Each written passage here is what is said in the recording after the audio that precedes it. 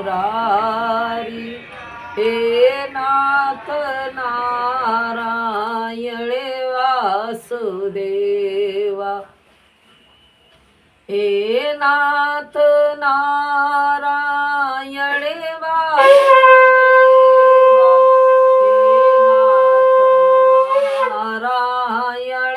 वासुदेवा।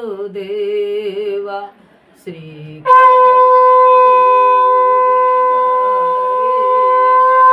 हरि। हे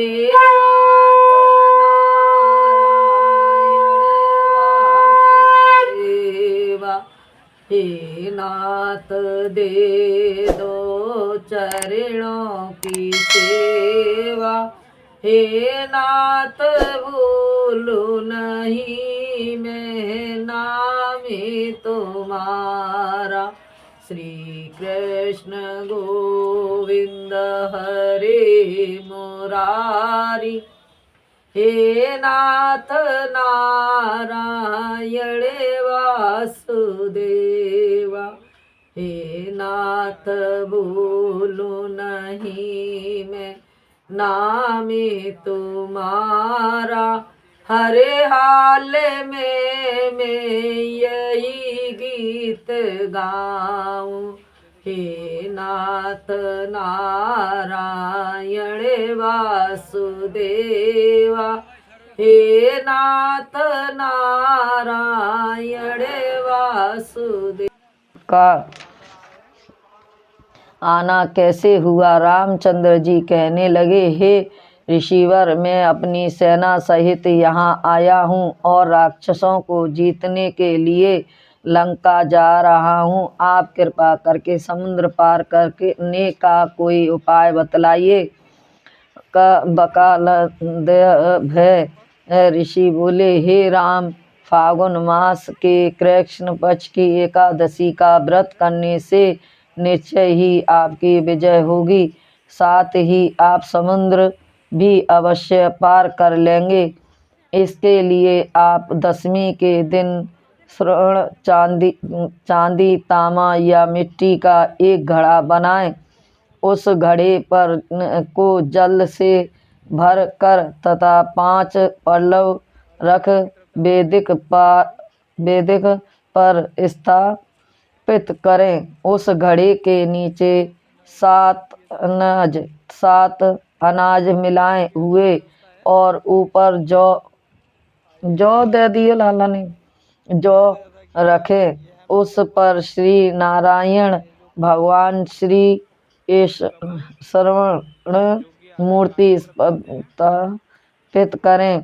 एकादशी के दिन स्नान से निवृत्त होकर धूप दीप नेवध नारियल आदि से भगवान का पूजन करें।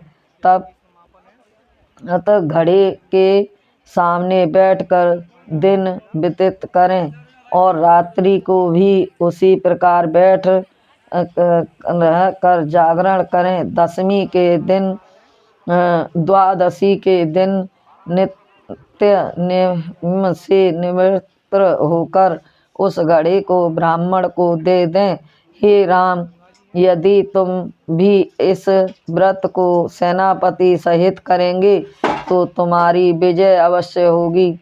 श्री राम जी ने विधि पूर्वक इस व्रत को किया और इसके प्रभाव से देवताओं पर विजय पाई। अंत हे राजन, जो कोई मनुष्य विधि पूर्वक इस व्रत को करेगा उसकी दोनों लोकों में अवश्य विजय होगी। श्री ब्रह्मा जी ने नारद जी से कहा था, हे पुत्र, जो कोई इस व्रत के महत्व को पढ़ता या सुनता है उसे वज्र यज्ञ का फल मिलता है। इस दिन सिंघाड़े का सगर लेना चाहिए। सिंघाड़े कुटू है दूध से बने पदार्थ फलदायक का सेवन, फलदी का सेवन कर सकते हैं। बोल एकादशी मैया की जय। हे मेरी माँ। ये है पीपा पुल। ये जो पुल है पीपा पुल, जो कि आ रहे हैं घाट की तरफ जाते हैं। यहाँ पे काफ़ी भारी संख्या में श्रद्धालु जा रहे हैं। मैंने कही ना 14 में जा मिला। पुलों का निर्माण किया गया है जो कि टेम्परेरी है, और पुल अच्छा जैसे कि चल लो जी, चलो ठीक है। हटाया जाएगा। सीन श्री नारायण नारायण नारायण श्रीमन नारायण नारायण नारायण श्री कृष्ण गोविंद हरि मुरारी हे नाथ नारायण वासुदेवा हे नाथ दे दो चरणों की सेवा हे नाथ नारायण वासुदेवा।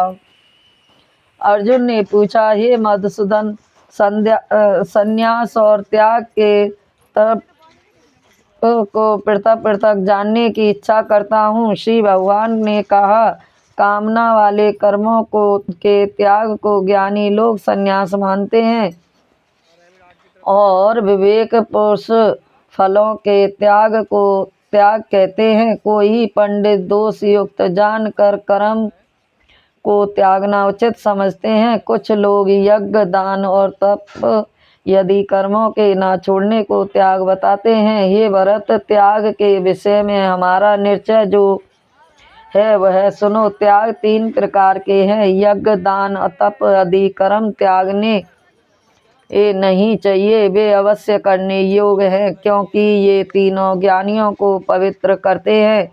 ये सब कर्म आसक्ति और फल को त्याग करने चाहिए। मेरा निश्चय मत यही है जो उत्तम है। अपने निमित्त कर्मों का त्याग उचित नहीं। यदि मोहवश ऐसा किया जाए तो वह तामस त्याग है, कर्म दुख प्रद है। यह विचार करके यह विचार किया जाए तो वह तामस त्याग है, कर्म दुख प्रद है। यह विचार करके और शरीर के कलेश के भय से जो त्यागता है उसे त्याग का फल नहीं मिलता। यह राजंस त्याग है। अर्जुन, अपना कर्म अवश्य करने के योग्य हैं। फल तथा आसक्ति को त्याग कर जो किया जाता है वह कर्म सात्विक है, जो दुखदायक कर्म से द्वेष नहीं करता और सुखदायक कर्म से प्रीति नहीं करता। यही त्यागी सत्यशील बुद्धिमान मुक्ति के योग हैं। देहधारी संपूर्ण कर्मों का त्याग नहीं कर सकता। कर्म फल त्याग कर कर्म करने वाला त्यागी है। कर्म फल 3 प्रकार के हैं, अनिष्ट, इष्ट, मित्र। और मित्र जो त्याग नहीं करते उसको ये मरने के पीछे मिलते हैं, देव योगियों को कभी नहीं मिलते। महाबाहो, संपूर्ण कर्मों की सिद्धि के लिए 5 कारण संख्या शास्त्र में कहे हैं, उसको सुना। शरीर, कर्तव्य, आत्मा, साधना, इंद्रियां, प्रत्यक चेष्टाएं और देव शरीर, वाणी और मन से भला या बुरा जो काम आरंभ में किया जाता है उसके 5 कारण हैं। ऐसा होने पर भी जो केवल आत्मा को ही कर्तव्य जानता है वह दुर्मति कुछ नहीं जानता। इसको यह अहंकार नहीं है कि मैं कर्तव्य हूँ, और जिसकी बुद्धि कर्मों से लिप्त नहीं है वही मनुष्य प्राणियों को मरकर भी उनको नहीं मारता और उनमें नहीं बंधता। ज्ञान, ऐश्वर्य और ज्ञाता ये तीनों कर्म के प्रक हैं। कारण, कर्म और कर्तव्य ये तीनों ही कर्म के साधन हैं। संख्या शास्त्र में ज्ञान, कर्म और कर्तव्य सात्विक गुणों के वेद 3 प्रकार के हैं। इनको भी सुनो। जो सब भिन्न भिन्न प्राणियों में अविनाशी अव्यक्ता सत्ता को देखता है वह ज्ञान सात्विक कहलाता है। जिस ज्ञान से प्राणियों में नाना प्रकार की सत्ता दिखाई देती है उसको राजंस ज्ञान जानो। ऐसा ज्ञान जिसमें बिन कारण और वर्त के जानने के एक ही कार्य में लगा रहे अल्प और तामस हैं। फल की इच्छा न करके जो नित्य कर्म किया जाता है वह सात्विक है। जो फल की इच्छा से और अहंकार से बड़े यत्न से किया जाता है वह कर्म राजंस है। जो कर्म परिणाम धन का खर्च, दूसरे की पीड़ा और अपना पुरुष जानकर मोहवश किया जाता है वह तामस कर्म कहलाता है। संग में रहित अहंकार, धैर्य और उत्साह युक्त, सिद्ध और अशुद्ध ही में समान जो रहता है वह सात्विक कर्तव्य है।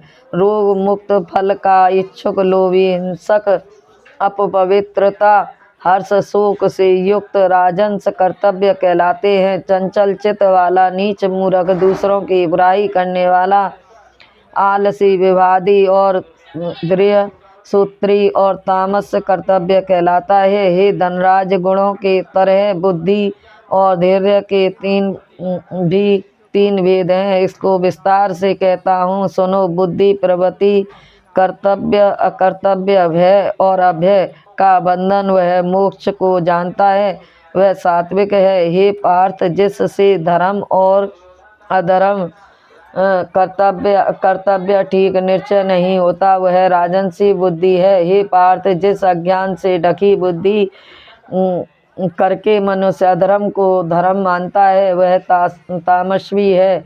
हे पार्थ, एक ग्रत चित्त होने से इधर उधर ना डिगने वाली, जिस दृष्टि के द्वारा मन, प्राण और इंद्रियों की क्रिया ठीक चलती है वह सात्विक है।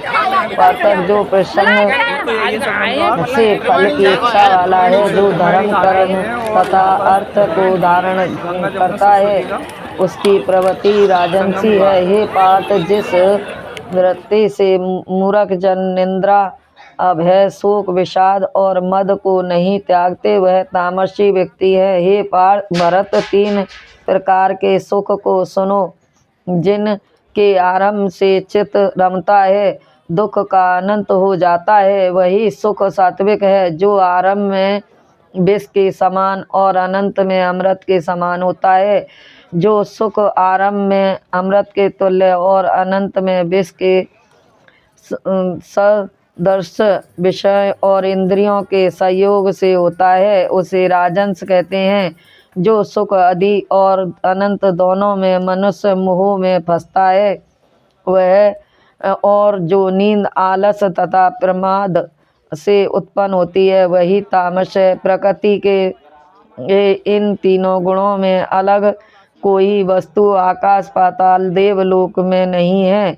हे प्रताप, ब्राह्मण, क्षत्रिय, वैश्य और शूद्रों के कर्म स्वाभाविक गुणों में बटे हुए हैं। सम, दम, तप, पवित्रता, क्षम, निर्मलता, ज्ञान, अनुभव और परलोक में श्रद्धा से ब्राह्मण के स्वाभाविक सिद्ध कर्म हैं। बहादुरी, तेजस्विता, धैर्य, चतुराई, युद्ध के स्थिरता, उदारता और प्रभुता ये क्षत्रियों के स्वाभाविक कर्म हैं। खेती, गौ रक्षा, व्यापार, वेश्याओं के स्वाभाविक कर्म हैं। तीनों वर्णों की सेवा शूद्र के स्वाभाविक कर्म हैं। जो लोग अपने अपने गुणों को प्रवृत्ति के अनुसार कर्म करते हैं उनको सिद्धि प्राप्त होती है। वह सुनो जिसमें सब प्राणियों में प्रवृत्ति हुई है और जिसने सब जगत को विस्तार किया है, उस ईश्वर को दूसरे कर्म के द्वारा आराधना करके मनुष्य सिद्धि को पाता है। दूसरे उत्तम धर्म से अपना धर्म ही श्रेष्ठ है। स्वाभाविक कर्म करने से पाप नहीं लगता। हे कुंती, दोष मुक्त भी स्वाभाविक कर्म धर्म का त्याग न करे। सर्वत्र आसक्ति को छोड़ने वाला, आत्मा को जीतने वाला, इच्छुक रहित मनुष्य संन्यास के द्वारा सर्व कर्म निमित्त रूप सिद्धि को पाता है। हे अर्जुन, इस प्रकार पुरुष सिद्धि को पाता है वह फिर किस तरह ब्रह्मा को प्राप्त होता है, सो मुझसे सुनो। यही इस ज्ञान का ज्ञान की पर निष्ठा है। शुद्ध बुद्धि से युक्त होकर नृत्य द्वारा मन को बस में लगाकर शब्द विषयों को छोड़कर राग देश से रहित एकांत में रहने वाला ममताहारी वाणी और मन को जीतने वाला नित्य धन्य युक्त वैराग्य अहंकार बल काम क्रोध परिग्रह छोड़कर ममताहीन और शांत मनुष्य ब्रह्मा को भाव के योग होते हैं। ब्रह्मा को प्राप्त हुआ पुरुष प्रसन्नचित्त होकर शोक व अभिलाषा को नहीं करता और जीव मात्र के समदर्शी होकर मुझमें परम भक्ति पाता है। इस प्रकार ज्ञानी मुझमें निवास करने वाला सदैव सब कर्मों को भी करता हुआ मेरे इस अनुग्रह से अविनाशी सनातन मोक्ष पद को प्राप्त होता है। तदनंतर तप्त से मुझको जानकर फिर मुझमें ही प्रवेश करता है। सावधानी से अपना मन इसमें स्थिर कर और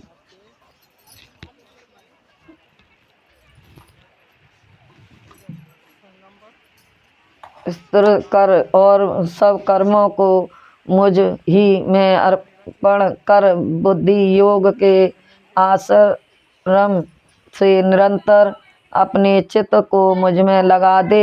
मेरे में चित्त लगाकर मेरी कृपा से सब दुर्गम कष्टों से तर जाओगे। यदि अहंकार से मेरी बात सुनोगे तो नष्ट हो जाओगे। यदि अहंकार इस आश्रय लेकर युद्ध नहीं करूँगा ऐसा मानते हो तो तुम्हारा निश्चय झूठा है, क्योंकि स्वभाव तुम्हें युद्ध में लगावेगा। हे कुंती, जिस प्रकार कर्म को अब तू मोह से करना नहीं चाहता वही तुझे अपने स्वाभाविक कर्म में बांधा हुआ बेबस करेगा। हे अर्जुन, प्राणियों के हृदय में स्थित ईश्वर उनको माया से इस प्रकार भ्रम रहा है मानो सब यंत्र पर चढ़े हैं। हे भरत, सब भावों से उसी की कृपा से परम शांति और मुक्ति को पाओगे। यह गुण ज्ञान मैंने तुम्हें कहा है, ऐसे भली भांति विचार करके जैसे चाहते हो वैसा करो। सबसे गुण वचन को और सुनो, क्योंकि तुम मेरे परम मित्र हो हैं। इसमें तेरे हित की कहूँगा। मेरे में मन लगाओ, मेरी भक्ति हो, मेरा यज्ञ करो और मुझ में ही नमस्कार करो। इस प्रकार मुझे पाओगे, यह मैं सत्य प्रतिज्ञा करता हूँ, क्योंकि तुम मेरे मित्र और सब धर्मों को छोड़कर केवल मेरी शरण में आओ। मैं तुम्हें सब पापों से छुड़ा दूंगा, सोच ना करो। यह मेरा रहस्य ऐसा पुरुष से जो मेरा तप ना करता हो, मेरा भक्त ना हो, सेवक ना हो और मेरा निंदक हो, कभी ना करना चाहिए। जो इस परम गुप्त ज्ञान को मेरे भक्तों में प्रकट करेगा वह मेरी परम भक्ति को पाकर अनंत में निश्चय ही मुझ में लीन हो जाएगा। इससे अधिक मेरे लिए प्यारा काम करने वाला मनुष्य में दूसरा कोई नहीं होगा और उससे बढ़कर मुझे कोई प्यारा भी नहीं होगा। हमारे इस धर्म शब्द को जो कोई पढ़ेगा मैं समझूंगा कि उसने ज्ञान यज्ञ से मेरी पूजा की। जो श्रद्धावान पुरुष दोष ढूंढे बिना इसको सुनेगा वह भी मुक्त होकर पर पुण्य आत्माओं को मिलने वाला शुभ लोक को प्राप्त होगा। हे पार्थ, तुमने एकाग्रत चित्त से इस मेरे कहे हुए उपदेश को सुना या नहीं? अर्जुन, तुम्हारे अज्ञान से उत्पन्न हुआ मोह नष्ट हो गया या नहीं? अर्जुन ने कहा, हे भगवान, आपकी कृपा से मेरा मोह नष्ट हो गया और स्मृति प्राप्त हुई। मैं निस्संदेह आपकी आज्ञा में स्थित हूँ और जैसे आपने कहा वैसा ही करूँगा। संजय कहते हैं, धृतराष्ट्र, मैंने व्यास जी की कृपा से साक्षात योगेश्वर श्री कृष्ण जी के मुख से इस परम गुरु शब्द को सुना है। राजन, श्री कृष्ण और अर्जुन के अद्भुत पुण्यकारक शब्द को स्मरण करके मैं बारंबार प्रसन्न होता हूँ, बड़ा ही विस्मय होता है। हे राजन, मेरी ऐसी धारणा है कि जहाँ योगेश्वर श्री कृष्ण ही हैं और जहाँ धनुषधारी हैं वही राज लक्ष्मी विजय ऐश्वर्य और अटल नीति है। ओम श्री परमात्मा ही हरे ही नमः। ये मेरा क्षेत्र है। 18वें अध्याय का महत्व सुनो। श्री नारायण जी बोले, हे लक्ष्मी, 18वें अध्याय का महत्व सुना। जैसे सब नदियों में गंगा जी, गौ में कामधेनु और ऋषियों में नारद श्रेष्ठ हैं, उसी तरह गीता जी के सब अध्याय में 18वें श्रेष्ठ है। एक समय सुमेरु पर्वत पर देवलोक में इंद्र अपनी सभा लगाए बैठा था। उर्वशी नृत्य कर रही थी। बड़ी प्रसन्नता से में बैठे थे। इतने में एक चतुर्भुज रूप जीव को पार्षद ले आए और इंद्र से सब देवताओं के सामने कहा, तू उठ, उसको बैठने दे। यह सुनकर इंद्र सहन न कर सका, तेजस्वी को आसन पर बैठा दिया और इंद्र ने अपने बृहस्पति गुरु जी से पूछा, गुरु जी, आप त्रिलोकदर्शी हो, देखो इसने कौन सा पुण्य किया है जिस पर इंद्रासन का अधिकारी हुआ है। मेरे जाने तो इसने तीर्थ व्रत यज्ञ दान कोई नहीं किया, शिवालय ठाकुर मंदिर भी नहीं बनवाया।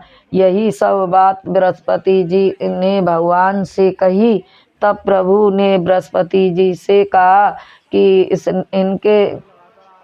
इसके मन में भोगों की वासना थी, परंतु यह गीता के 18वें अध्याय का नित्य पाठ करता था। जब इसने देह छोड़ी तब मैंने आज्ञा करी, हे पार्षदों, तुम इसको पहले ले जाकर इंद्रलोक से सुख भोगा दो और जब इसका मनोरथ पूरा हो जाए तब मेरी सरजू मुक्ति को पहुंचा दो।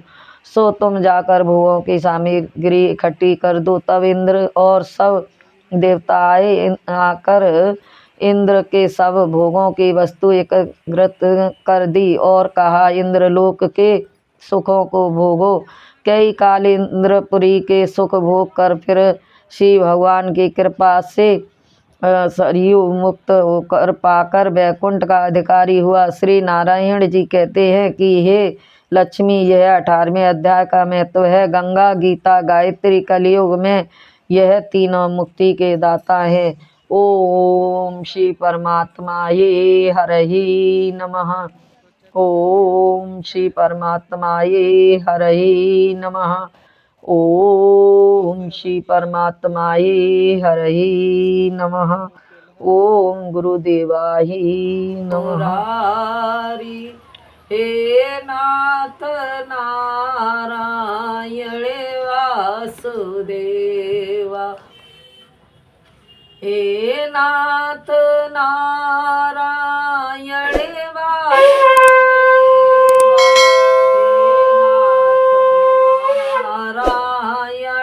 वासुदेवा, श्री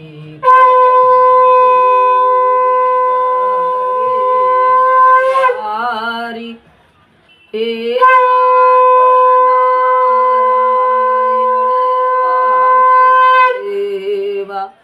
हे नाथ दे दो चरणों की सेवा, हे नाथ भूलू नहीं मैं नामे तुम्हारा।